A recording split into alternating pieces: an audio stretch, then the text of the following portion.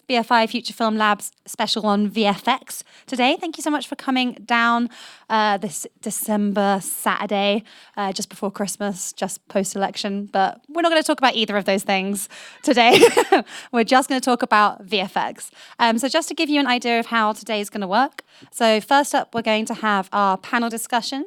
Then we'll have a short film screening, followed by a short break, so you can go out, get another coffee, go to the loo, and then make sure you come back here straight after at 2:00 for our excellent VFX masterclass, which will be happening in here between 2 and 3. And then from 3:00 onwards, a free drink to help us out with this time of year. So that's today. I'm going to stop talking and hand over to our amazing host for today, Elaine Wong. So thank you.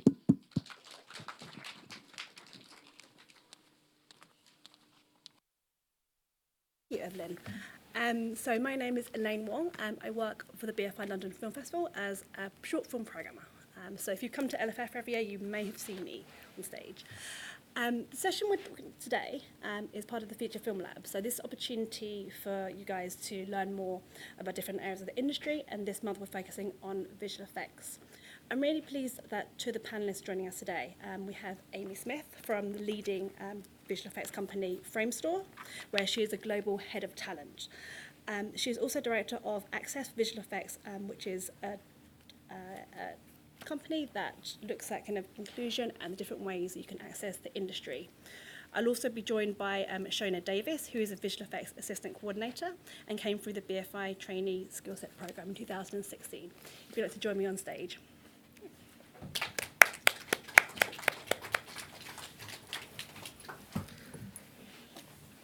Shall we move up a little? Okay. Hello. In the audience, can I just get a hands up? Is anyone here already working in visual effects?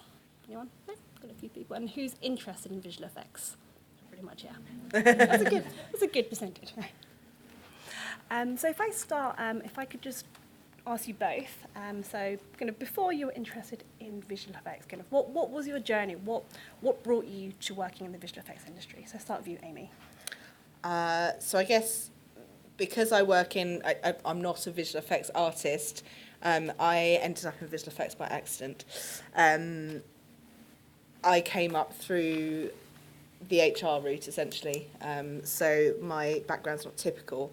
However, I can say at Framestore actually, again, there isn't actually one typical route in. So on average, your average show at Framestore will have people with about 30 different qualifications on any one show. About 8% of our staff have no higher education beyond school.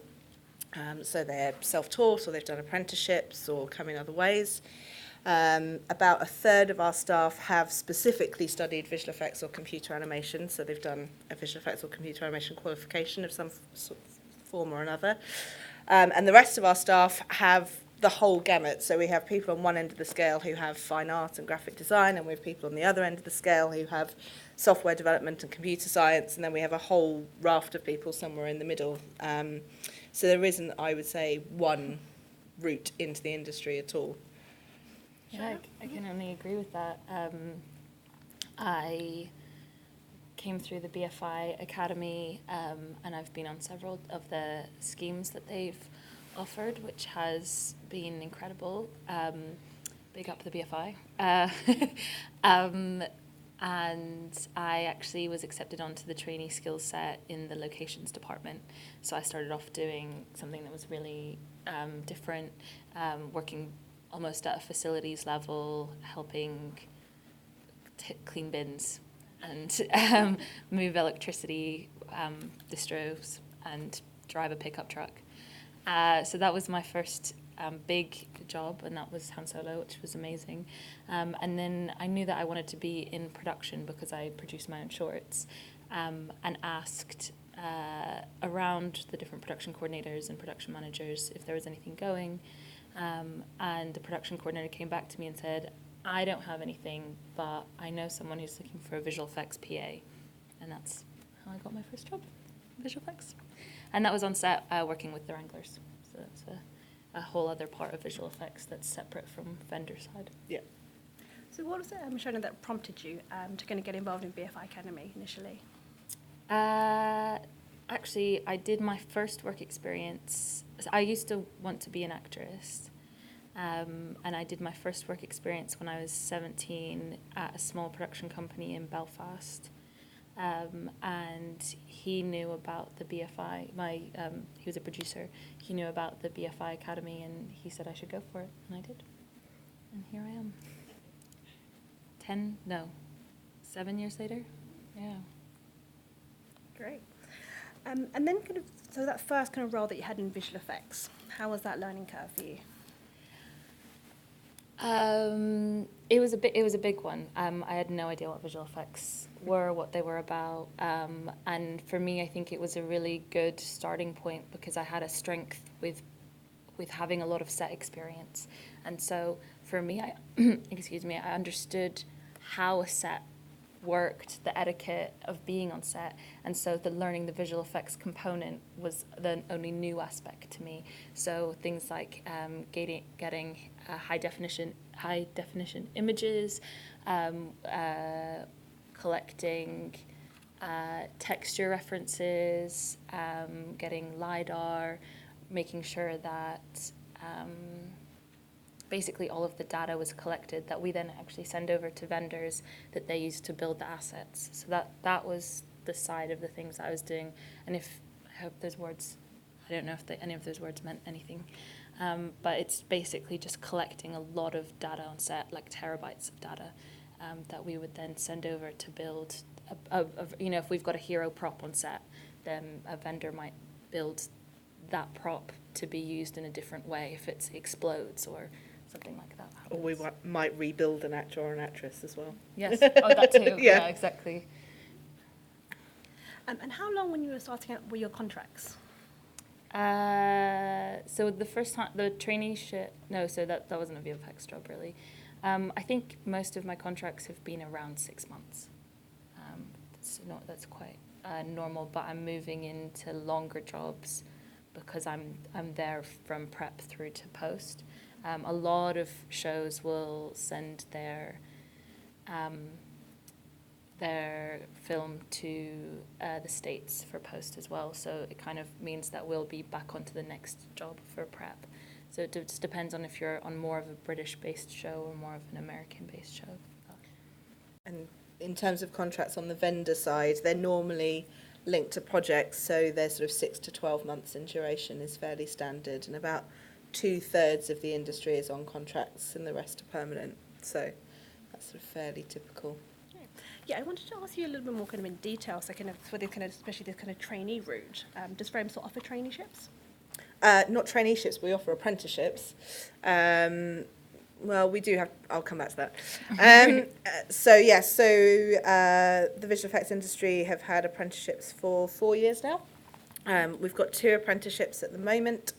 One is junior 2D artist, so that's a more artistic role. It's quite photography based in skill set, and it leads you down the path to become a compositor, who are the people who finish the shots that you see in the film. And then we have one that's called Assistant Technical Director, which is a more technical, as the title suggests, role, and it's based more on Python coding, and it's more about writing tools that enable us to do our work. But there are 4 other apprenticeships coming online, hopefully next year, in things like animation and modelling and other skill sets in visual effects.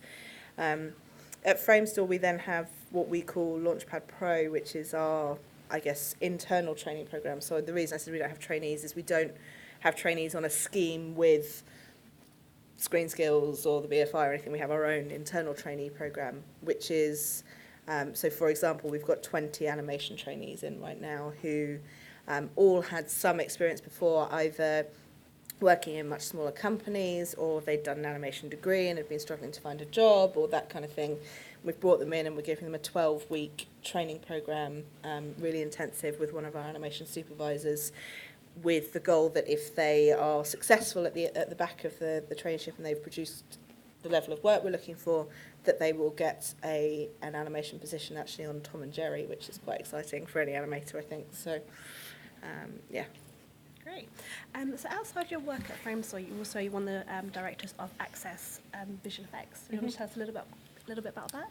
Yeah, sure. So Access VFX was set up 3 years ago now, with a goal to address the diversity and inclusion issue that we do have in visual effects. So I think, like a lot of the tech industry, if I say to you, imagine in your head a computer geek, guarantee you will all imagine a white, thin, spotty guy with glasses, right? That's just where people go. It's a stereotype, and it's where you go in your head. And unfortunately, that therefore bears out in the kind of people who then choose to study it as a subject, and therefore the people we end up hiring out the other end. And so Access VFX was set up to try and address that. So we do a lot of work. Access VFX is made up of 40 different visual effects companies across the UK who have all come together to address it as an industry rather than addressing it as individual companies. And we do things like we go out to schools because sadly girls as young as the age of 7 start losing interest in STEM subjects, which is really depressing. So we go out to lots of schools, we go out to areas where people might not know these opportunities exist, and particularly don't know these opportunities exist for them in the UK. We go to World Skills UK every year, which is the country's biggest careers fair for young people. We lobby government. We do all sorts of things to try and promote our sector as somewhere that's open for everyone and where lots of different skill sets are valuable. So I think we're not just computer geeks, and it's trying to dispel those myths and dispel those stereotypes. What's the kind of current breakdown for Framestore for diversity? So kind of women and kind of BAME in particular. Yep. So we're about 26% female, and we're about 19% BAME. So we're doing all right on the BA. If you look at the population of London, we're doing okay on the BAME front, although I would say it's much more Asian than it is black. So that's one of the things we're trying to address as Access VFX. But the female obviously is not great, and that's across the industry. The industry is 26-27%, so Framestore is pretty standard for the industry. The only difference at Framestore, though, is that more than 50% of our senior management team is female, which is great. That is important, yeah. Yeah. So. And is there kind of an age diversity as well within that? You find the kind of for directors as well? Yeah, age diversity is getting better. I mean, we're sort of hampered by the fact that it's not a very old industry. It's only been around for just coming up for 40 years. So inevitably, it started off as a young industry because it was new, but people are now maturing in the industry, and so you're seeing more of a spread of ages now than you did historically. Certainly when I started in it 20 years ago, there's hardly anyone over the age of 30, whereas that's not the case anymore. So, Shona, for you, I wanted to ask, so when you're working in production, kind of with these, especially with these, as a young woman,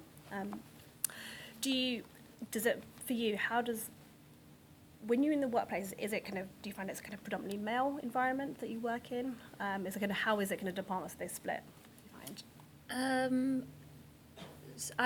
So my last project before I was on this one, it was Black Widow, and the director was female, and so I think that fed down a lot in the crew, and they were very female. It was a much more female crew than I've previously worked on, and I've seen quite a lot of improved diversity even in 3 years that I've been working in shows. But at the same time, there's still certain departments that are very much a men's club. I think that production-orientated roles often have a lot of women, and if you want to be an electrician or spark, then it's going to be... I have never met a woman spark that's not in commercial filmmaking. So there's progress to be made still, but it's definitely improving. And I think it depends on the budget of the film as well. The higher the budget that you go, the less women that there are, generally speaking. I find it with more independent work, there's a lot more diversity. But that's just my observation. Because you do still quite do a lot of freelance work on your own projects on the side. Is that correct? Yeah, it's called moonlighting. I spend a lot of time doing my own projects because I have a long-term goal to produce feature films that are accessible, and I want to give a voice to a lot of different people who I at present am not seeing, and that's purely because I was very lucky to go to a university where there was a lot of diversity, and listen to a lot of people who had really valid stories that I've not seen on screen still sometimes. And where did you study? At Ravensbourne. So I went to Ravensbourne just after I moved from Northern Ireland when I was 18 and came to London and stayed here. But yeah, that's a little bit of what I want to do is make features at some point. Yes.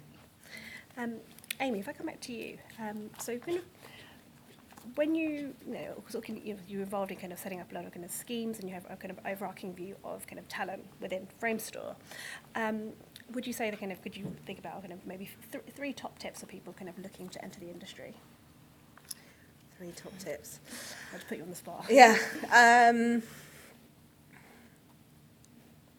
So I would say the first one is be sure that it's the part of the industry you really want. We get a lot of people who apply to us who say, I like films, and it's like, well, that's cool, but that's not massively helpful. So I think, before, be sure that visual effects is where you want to be. I think we are, not that any of it's actually glamorous when you actually get down to it, but we are possibly the least glamorous part, as in our buildings are offices. You come to an office, you sit at a desk 8, 9, 10 hours a day, and you go home, and that's it.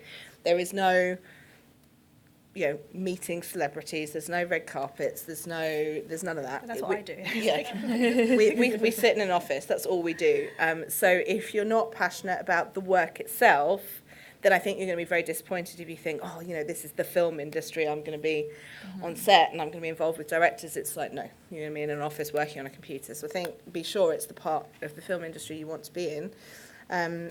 The second tip is obviously everything our visual effects artists do, and we call them artists deliberately, is they produce images of one form or another. So you've got to have a portfolio to get into the industry. You're not, even as a runner, you're not going to get into the industry without a portfolio. So you need to be building up your portfolio, and that you can build that any way you like. I don't care what qualification you've got. I don't care what grade it is. All I care about is your portfolio. So if you're entirely self-taught and you've done it through YouTube tutorials, or you've done a short course, or you've done a degree, however you've come by that portfolio, I don't care, as long as that portfolio is great.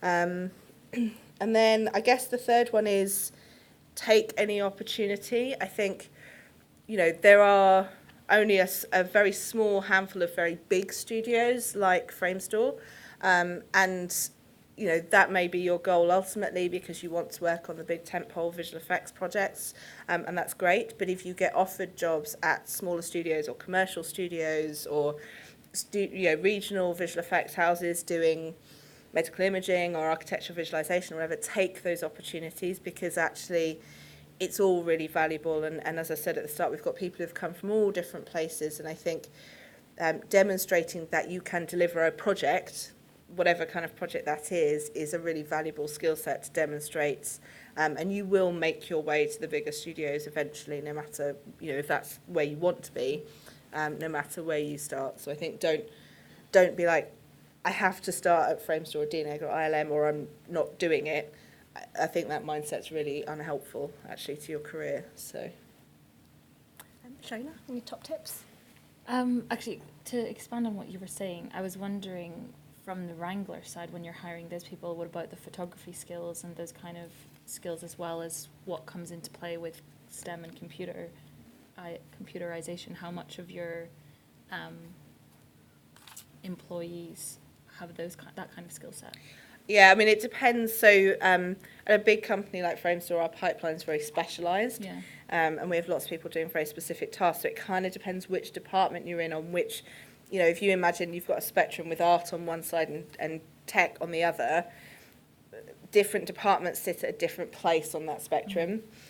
So people have a different combination of tech and art skills depending on where they sit on that spectrum. So, yeah. But yes, photography is, for some departments, a really valuable skill set. I think that was one of the things I found really surprising, and I would include in my top tips, is that photography knowledge, because so I work in data capture, but also in coordinating. So when you're capturing the data on set, you do need a vast understanding of survey equipment, which is the same equipment that Google use to do their street maps. And then, cameras, because you're running witness cameras, so you're running C300s, and you'll be using DSLRs. So there is still a lot of traditional filmmaking skills that are being used in the data capture side of visual effects, and that really surprised me when I first got into that part of the industry. And then through that, that's how I've extended my knowledge into understanding how a comp works and why we collect this data and what. So I think for me, I was really, really pleased to understand it in the way that I got my journey. And I think that you shouldn't close yourself off from an opportunity in visual effects, because there is such, like you say, a broad skill set required for it. Cool. Thank you for those insights. It's really interesting, I think, that you both speak of kind of transferable skills, and kind of, you can find experience in other areas of not just the film industry, but the wider kind of creative industries, and bring those in. And that's actually really important. So when people think, frames are, they think of kind of big feature films, but actually what you're doing, when you break it down, it's kind of very similar to what you're doing, if you're working for smaller companies, or kind of you're saying in architecture, for example, and other parts of the industry. So I think that's some great tips there. What would you say kind of maybe the downsides of working in visual effects? I think you touched on it before. So it's very unglamorous. You're sitting in an office. It's kind of more of a 10 till 6 or maybe 10 till 7 day that you're doing. Do you want to tell it first, or? So from a production side, and I think this is across departments. I don't think this is just visual effects, but the hours are brutal.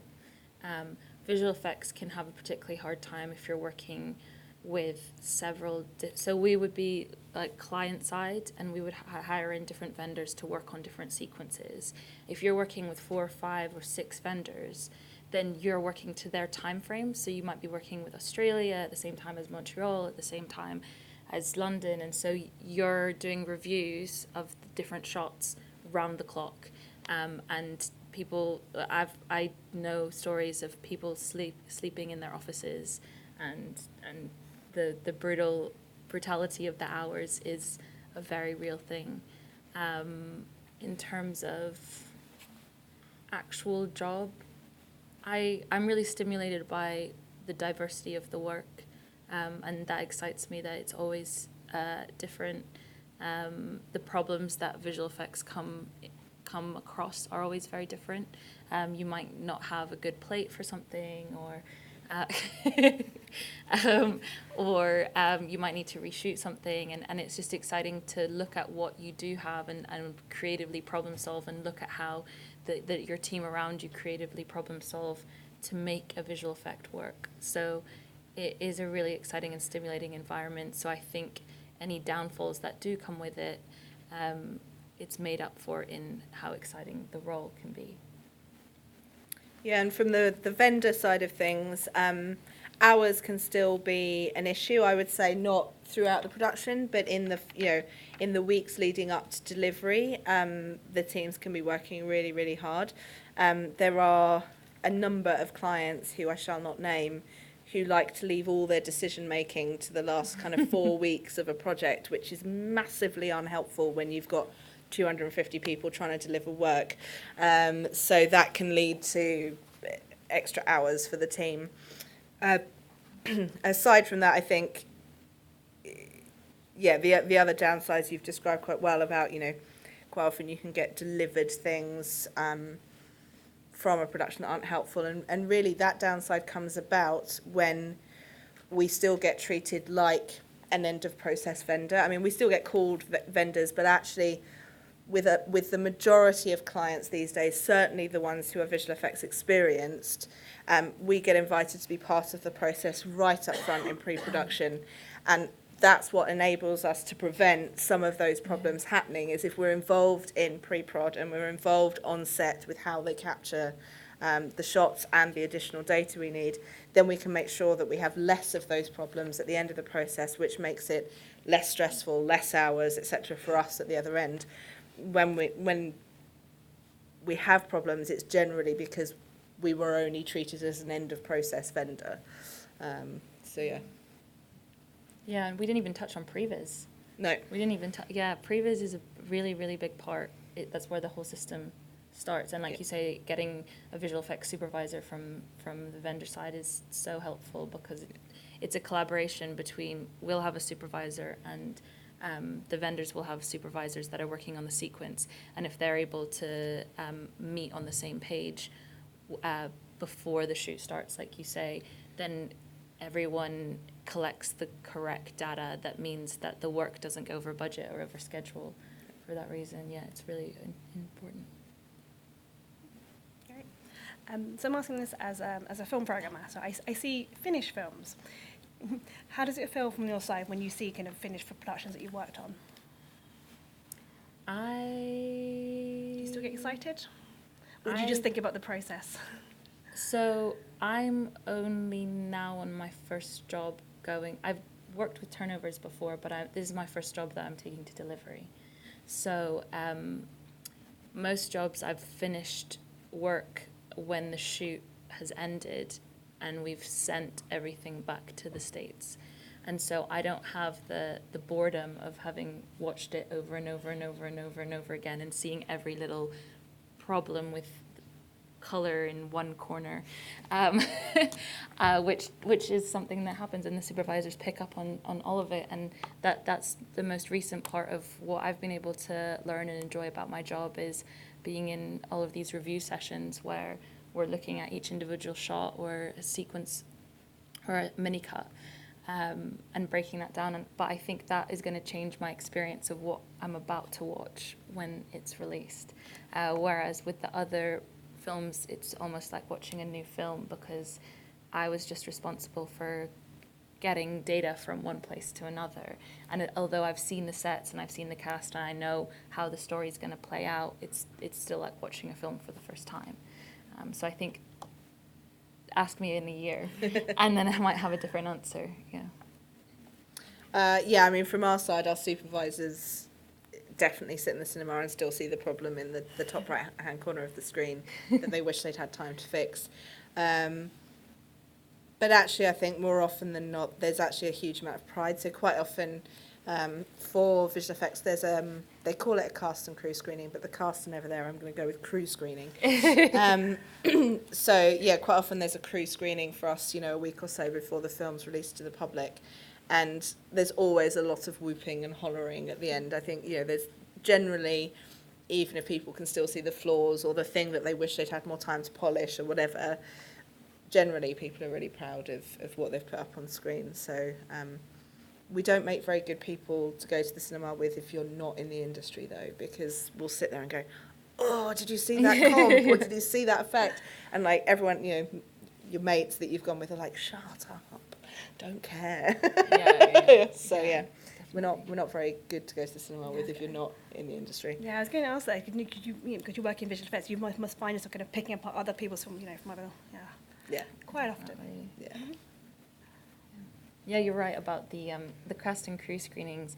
I think it has the similar experience as going to a festival. Yeah. And with blockbusters or highly grossing films, you don't often get that experience. No. Which is, it does change it. The audience, for me, is a really big part of experiencing film. So yeah, I think that's great. Wonderful. We've got some roving mics, so if we've got some audience questions, just raise your hand, and then we've got some of them. Yeah, we'll start at the back there. Stu. You're right, Agan. You were talking earlier about diversity in the workplace. I was just wondering what sort of percentages you've got of working class people in the visual effects area. I haven't got that stat, but I can tell you that 20% of people working in the visual effects industry went to private school. I know that much, but we haven't got the other stat. To be fair, so I don't know is the answer. Right, do you get many people just judging by their accent that are from working class areas? Can you judge by someone's accent? I don't know. I mean, we've got people. Yes, we've got lots of people who are the first in their family to go to university, for example, or people. We've got quite a lot of apprentices who have come in deliberately because they couldn't afford to go to university, and so they've taken the apprenticeship route instead. So yeah, we've got lots of people from different socioeconomic backgrounds, I would say. And from my perspective, I've worked with wranglers, which is part of the data capture team. One member in particular started his career at Starbucks and came from Watford. Yep. And some guy came in and said, "Do you want a job?" And he ended up in visual effects. So I think to that degree, yes. Yeah. It's possible for anyone. Lovely, cheers. Thank you. If I could go to, in the middle there, just further forward, yes. Hi, my question is there anything that producers or crew members do that like you wish they didn't do, like that would make your lives much easier as VFX? Could you repeat that, please? So like, is there like one annoying thing that people on the crew or producers forget to do or get you that like is really common that you wish they did? Yes. I am working on a Bollywood right now. And I don't know how much everyone knows about the Bollywood industry, but there's a great documentary on BBC iPlayer at the moment that captures my life. And there is one of the great things about the Bollywood industry is that everyone's happy to chip in and help. One of the difficulties of that is that people don't necessarily follow the same structure. And with visual effects, because of how dynamic it is, we'll be working. This show is like a 3,000 shot show. So we have 3,000 shots coming in, maybe 7, 8, 9, 12 versions. And so when you're dealing with that amount of information, it needs to follow the structure and the system. And as soon as someone tries to intervene with that, it creates double or triple the workload. And that is the hardest part, is meddling, I would say. Yeah, and from the vendor side, I think the one thing that's probably the most frustrating is a producer or whoever you're dealing with on the client side thinking that visual effects, thinking that what we do is we hit the make thing button and it just magically happens inside the computer, and so they can tell us 1 minute, well, we want a different version of that, and an hour later they can see it because they think that that's all that happens. We just hit the make thing button, and sadly it's not quite that straightforward. And even with a certain amount of automation and that kind of thing, it still takes time. It is still at the end of the day an artistic endeavour, so it takes time.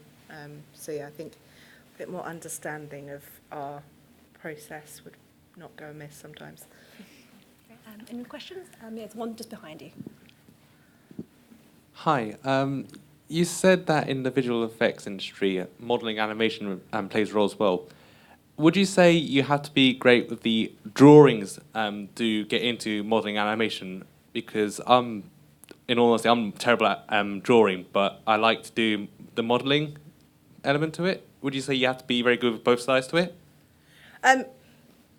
It's funny because we were talking to our animation trainees about this. You don't have to be the world's best drawer. That's not mandatory at all to be in visual effects. What it's useful for you to be able to do with a drawing is be able to communicate an idea.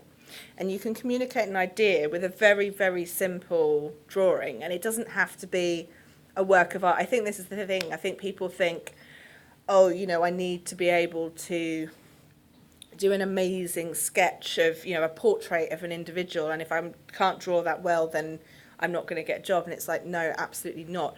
Yes, if you want to be a concept artist, you need to be able to draw that well, but that's pretty much the only job. But what you need to be able to do is communicate your ideas through drawing, because so often that's how a supervisor and a visual effects artist will have a conversation is, so did you mean you wanted it more like this or more like this?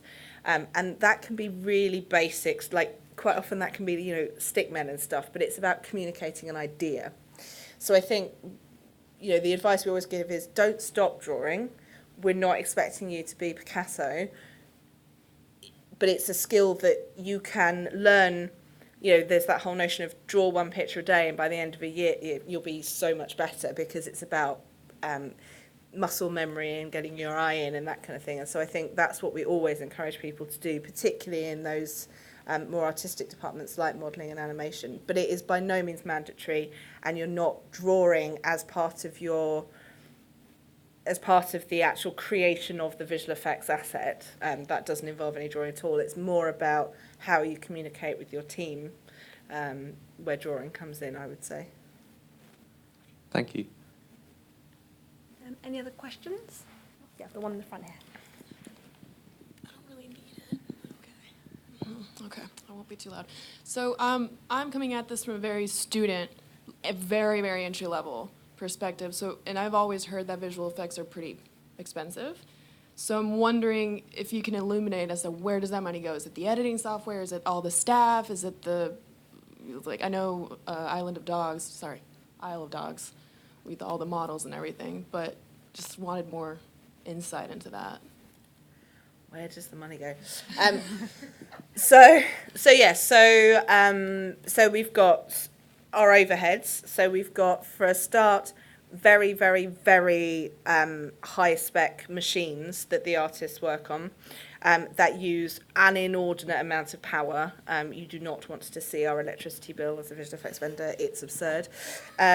So you've got that. Then you've got the software that goes on it.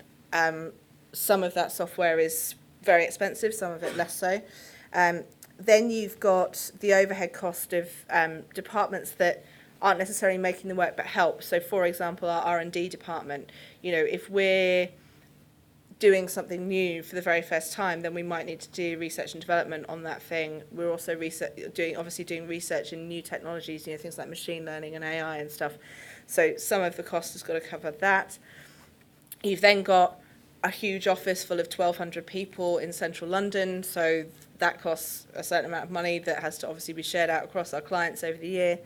And then, yeah, a typical show at Framestore, where we're doing, you know, the big tentpole visual effects films, could have anywhere from 300 to 400 artists working on it, so you've got to pay for them. Obviously, you may have a split show between our London office and our Montreal office, so you might have 300 artists in London and 300 in Montreal as well. Then you've got the amount of time it takes to do our work. So typically we'll be working on a show anywhere from 9 to 12 months before it comes out at the cinema. So you've got to pay for us over that amount of time. So it is a very labour and time intensive process. Even with things like machine learning and AI, it's still labour and resource intensive. Yeah. Yeah, the credits you see at an end of a film typically don't have everyone who worked on it from a visual effects point of view, which is quite sad. Quite often our artists don't get credited because as vendors we get told, okay, you've got X number of lines on the credits and we have to fit the name. That's why everyone else is listed single or 2 column, and then you get to the visual effects artist, if you've ever looked, and we're spread across like 5 columns right across the screen. It's because we've only got X number of lines, so we're trying to get as many of our crew in the credits as we can, but quite often it's not all of them. So actually there's a lot more than you often see on the end of a film. That's really interesting. You're saying that you touched on the R&D departments. Kind of, how big is that department that you've got currently for R&D? It varies from studio to studio, but at Framestore we've got about 20 people in R&D who are software developers by trade. That's their trade. Because obviously we have some, so yes, we use some software that's off the shelf that you can buy and you can use at home, but we have quite a lot of proprietary software as well that is developed by our R&D team and proprietary tool sets. So yeah, manage and look after all of that tool set. So it's two sides. So it's firstly, it's kind of getting better at what you do, but also making it more efficient. Yeah. Efficiency and optimization are the buzzwords of the moment. So yeah. Do you think that these computers would ever replace humans? I think there are certain tasks where they might. So, for example, paint and photo. I think it's entirely possible with machine learning and AI that at some point that task could be almost entirely done by a computer. But then I think there are other tasks like modelling, for example, that I don't think a computer will ever be able to do on its own. So, yeah, I think it varies from department to department. Right. And we had a question in the middle there. So this might be a dumb question because I've never ever... There are no dumb questions. Fair. But what kind of stage of the post-production is VFX kind of slotted into? Because I know there's like, this grading and sound usually is like happening at the same time, but where does VFX sort of fit into that process? So it depends on the project, but if we choose our ideal scenario, let's go with our ideal scenario as a visual effects studio. So our ideal scenario is, first of all, our art department are involved before a project might even be greenlit. That's our ideal scenario. So our art department are doing concept art for the client on what that project might look like. We're talking about, again, the big visual effects tentpole shows here, not, an indie feature that might have a couple of visual effects in. We're talking about the big visual effects films. So yeah, our art department are involved right up front, helping to concept out what the film's going to look like. Then we do previs or virtual production before the shoot happens. Then the shoot happens and our visual effects supervisor is on set, either as the overall visual effects which happens more and more these days, that a vendor's visual effects supervisor is actually the overall visual effects supervisor on the show. So yes, we've got our soup on set, so they're helping to make sure that that's all shot in a way that's helpful. And then while the shoot's happening, we would typically be building the assets. So if we know we've got, 26 characters and 3 environments and a whole bunch of props to build, it's going to be far too late if we start building those once shoot's finished. We're not going to have enough time. So we start building those typically while shoot's happening. So that then once the shoot finishes and we get turnover, all we're doing essentially is running shots at that point rather than building anything. It never quite works that cleanly, but that's the goal. So shoot finishes and then we're running shots until delivery. So the ideal scenario is we're an integral partner through the whole process. What happens still to this day is everything happens up to turnover, and then we get involved. And then the client goes, hey, we've got all this turnover, can we give it to you? And we're like, sure, but that's really unhelpful. So that's the least ideal scenario. And then lots of projects fall somewhere in between. So, thank you. Do you have any more questions? No, yeah, that's you. Yeah, no, go ahead. My other question is, what do you think of MPC closing down? in Vancouver. Yeah. So I think it's really sad for the industry because I think there are now several hundred artists who don't have jobs, and that's really tragic. And I feel for them and their families. I can understand the motivation. Vancouver is, I worked in visual effects in Vancouver for almost 3 years myself, actually at MPC in Vancouver. So a lot of the people who lost their jobs are my friends. But I can understand it. Vancouver is a very expensive city. I thought as a Londoner that I was never going to live anywhere else on earth bar about New York, where I was going to have a higher cost of living, and I was proved wrong. It was Vancouver. So it's a very expensive city to run a business. It's very expensive, therefore, from a salary point of view, because you have to pay higher salaries because of the higher cost of living.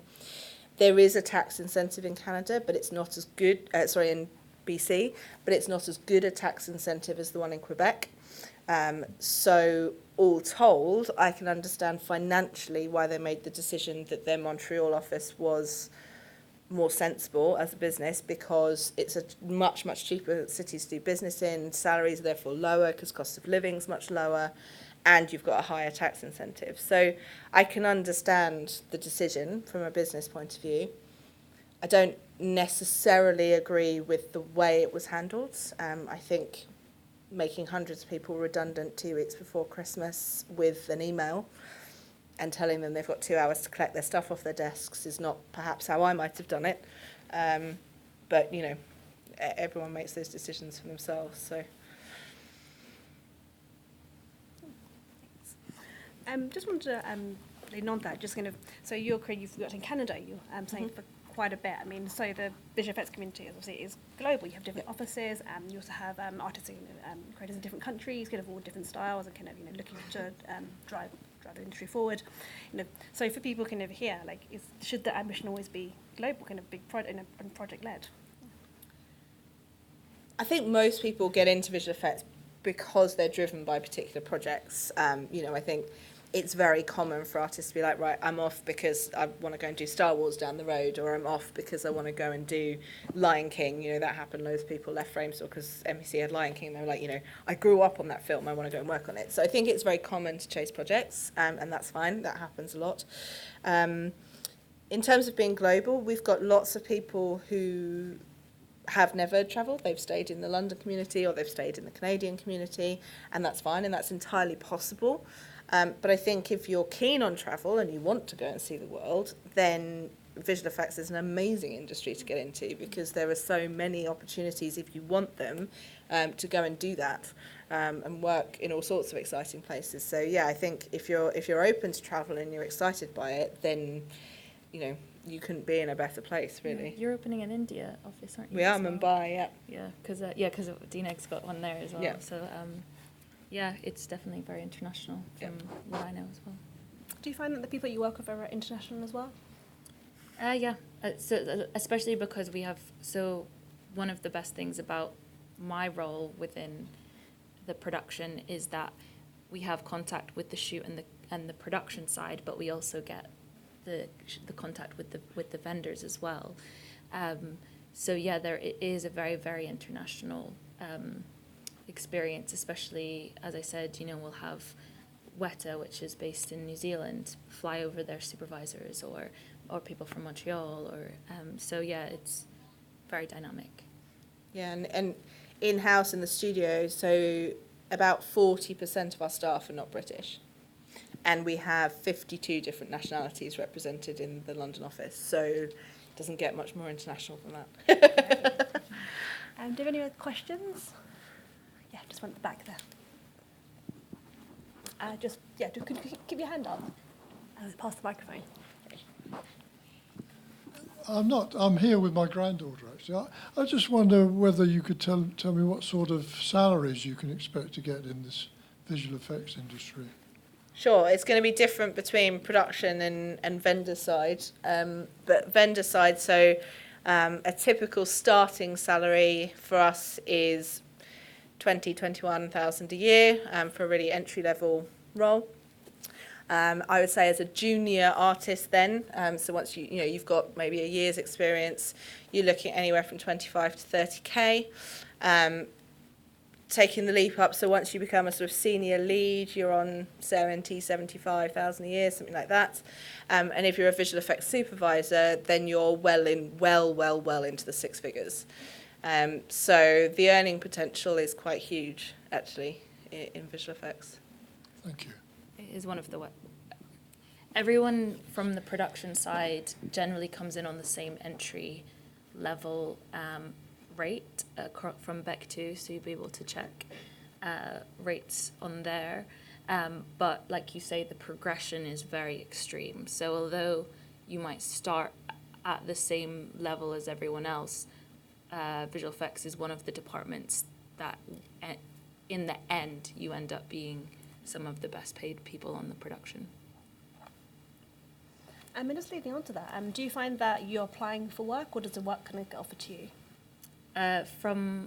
So that's again one of the things about the pay structure. So we don't have holiday, we're freelance, so our rate includes the time that we could be unemployed. So it's important to think about that when you're working in that capacity. Sorry, could you? Just in terms of the contracts, kind of, do you find you get offered work, or are you having to look for it? I have been offered it. I think it's entirely a word of mouth employment structure. As soon as someone catches on that you work well in a team, then there's an interest in when people ask for CVs.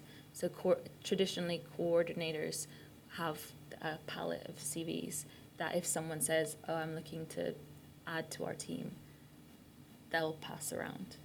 So it's quite internal in that respect between coordinators. And if you, Amy, frames, do you find you have a look in a speculative CVs? Do people just kind of think that they may have opportunities without advertising them?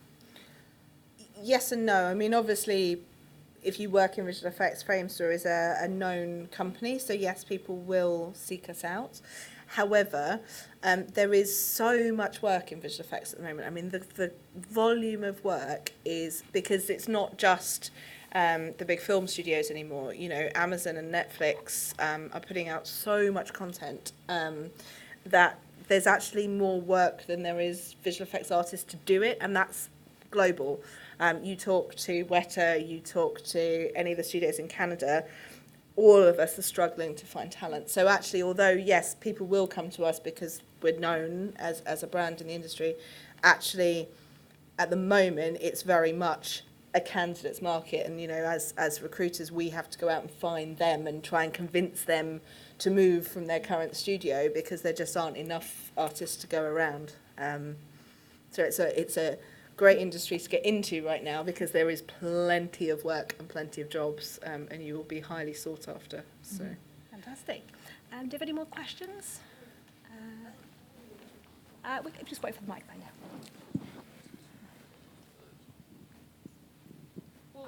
Well, I'm confused because you were like, oh, it's 10 to 5. You're going to be sitting in an office kind of deal, but if you want to travel, you can travel. So can you give me an example? What are those visual effects jobs where you do travel and go? So sorry, you don't travel with your specific job, but the hubs for visual effects work are the UK, Canada, both east and west coast. If you're into visual effects for commercials, then right across the States, from LA to Chicago to New York to various other places. Then you've got a hub in Australia, a hub in New Zealand, and there's a quite big hub in Germany. So there's a few. So basically, if you did one project in London and then you were like, oh, that company in Vancouver has a project I've always wanted to work on, you go and do your next project in Vancouver, and then you're like, oh, actually, that company in Australia has the next project I really want to work on. You go work in Australia for your next project. You know, there is the ability to, but it's not within the same project, if that makes sense. You might move for different projects. Thank you. Great. And we've got time for one more question. Anyone else? Yeah, they're front here. Okay, I'll ask the last one. So, as a visual artist, when you come to the work about creativity, so do you feel like the most of your work will be constrained and being repetitive, or you actually give a room to make new things? Yeah. There's several aspects to that. So first of all, it depends what kind of project you're working on. So there's a big difference between, for example, visual effects for commercials or visual effects for installations or theme park rides or VR headsets than there is visual effects for film. So I think, first of all, it depends what kind of content you're being a visual effects artist for, because I think if you're working on a Fantastic Beasts film or a Marvel film or something like that, the client is very clear as to what that film looks like and what the world is that exists. And so we are delivering very much to their vision. And so therefore we don't necessarily have as much we have creative problem solving input, but we don't necessarily have creative input into how those things look. However, if you're working on some of the other projects I mentioned, you know, a commercial or an installation or something like that, we might have a lot more creative input because we might be working with a client who comes to us and says, I just want something cool, actually. And that's, you know, that's sort of the brief, and then you work from there. So partly it depends on the content. And then also it partly depends on your seniority in the team as well. So obviously as an entry-level person, you're probably not going to have very much creative input into how something looks. You're going to be doing the more repetitive tasks and, you know, building up your skill set, building up your, I guess, visual language within the craft, that kind of thing.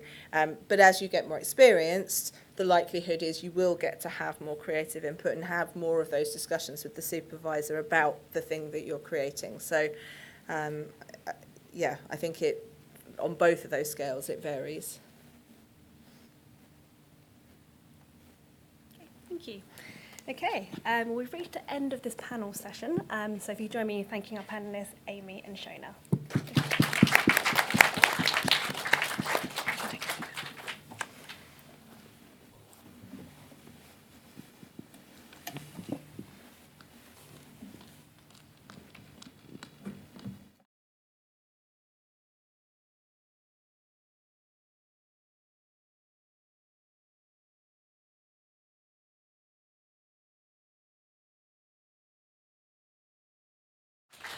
So Christopher is currently the Artistic Director of the Rose Theatre. Starting in January. Will become the new Artistic Director of the Rose Theatre, and previously you were at the Gate Theatre for many years. So if you could just tell us a little bit first about your background, how you kind of moved from theatre into film, and then introduced your film In Wonderland. Sure. Hello. So I started out a very long time ago as an actor. After I left university, I trained as an actor for 3 years. And the most important thing I realised I learned in that 3 years of training was that I really didn't want to be an actor. And so I realised that I really loved the rehearsal process. So I started out as a theatre director. And worked freelance for several years and was an associate director at the Bush Theatre in Shepherd's Bush, and then eventually got the job as artistic director of the Gate Theatre in Notting Hill. And the Gate has a kind of sort of quite an impressive history of artistic directors going on to working in film anyway. Stephen Daldry used to run the Gate, David Farr ran it, so there's a kind of sort of inadvertent pathway there anyway. So I ran the Gate for 5 years, and when I left, because the Gate's a very tiny theatre and I wanted to do different things and bigger work, one of the things I'd started thinking about was getting into film. So by this point I'd been directing theatre for about 10 years, so kind of didn't come to film immediately. And one of the reasons why I was interested in getting into film, because when I started out, I always sort of saw film as being this thing that happened over there that very clever people with expensive equipment did, and I really had no idea how to get into it. But Iona, who wrote the film you're about to see, who is... Obviously, we've made this together, but also she's my partner in life, and she's meant to be here today, but she's running late because we have a baby who is dictating time in a way that is uncontrollable. Iona trained as a cinematographer at the National Film and Television School, and so she spent 2 years there. She graduated 5 years ago, and I started learning a lot about the filmmaking process just from talking to her. So suddenly this thing that seemed like a big, scary thing far away became much more familiar. And this film came out of, up until a few years ago, Film London ran a scheme called London Calling, aimed at supporting emerging filmmakers. And Iona had written a script for a short film called Martha, which was going to be it was about 15 pages, and London Calling demanded that the scripts couldn't be more than 10 pages. So actually Martha we've just made, and that premiered at LFF a couple of months ago. But she wrote this in order for us to be able to apply to London Calling. And we got through the selection process and got selected, and they gave us part funding, and we raised the rest of the money ourselves. And I think, and it was an extraordinary, I'd done a little bit of work with cameras before, but this was the first kind of proper film with kind of multiple locations and multiple actors and, you know, all sorts of things that I'd worked on. And it was a sort of thrilling and exciting process. We're showing it as part of this because there is some VFX in it. There's one moment of very obvious VFX, which I won't it'll be very clear to you what it is when you see it, but I won't say what it is because it's a spoiler. But there are a couple of other, what's interesting is there's actually quite a lot of VFX work that you just don't see. So there's a moment where the two main characters are walking along a beach, and we realised when we were in the edit process that there was somebody walking in the background, and it just kept drawing the eye in a really annoying way. So they came out. There's a sequence where you see Alice, the main character, wake up, go into a bathroom, and then come out of the bathroom, and it's meant to look like one continuous shot. But when we were shooting, we shot that scene very late on the first day of the shoot. It was a Steadicam shot. It was the first Steadicam shot we'd done. Basically, the house we were shooting in was really crowded, and it was just the shoot was a bit of a catastrophe. And the footage that we had of the two shots that were meant to look continuous, that we were hoping we could just do with a simple edit, was they were just completely differently framed. My DOP is brilliant, but he slightly dropped the ball on that one moment. So then we were in post, and we were like, well, this whole sequence is a mess.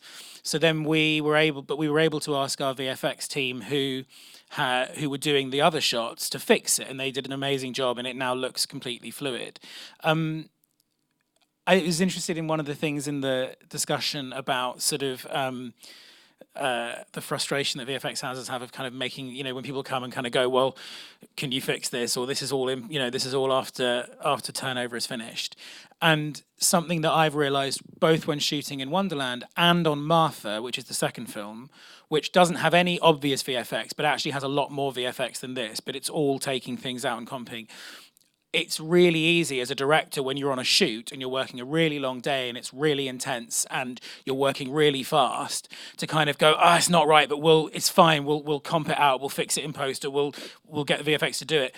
And then you get into post and you've got this massive list of shots, and suddenly you kind of go, if only we'd done that in camera, if only we'd planned a little bit more. So, you know, I think one of the things that I have to learn is kind of being really specific about what shots absolutely need it and trying to plan, because so much stuff you can do in camera, and there's stuff in here that was done in camera that we did initially think about doing with VFX, but actually it's cheaper and quicker.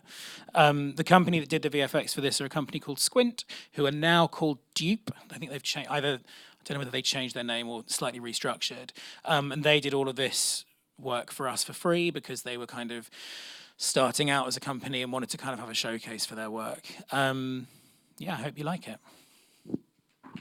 Thank you, Christopher. So the film will play, and then we're going to have a quick break and be back for 2 o'clock for the masterclass with Amy.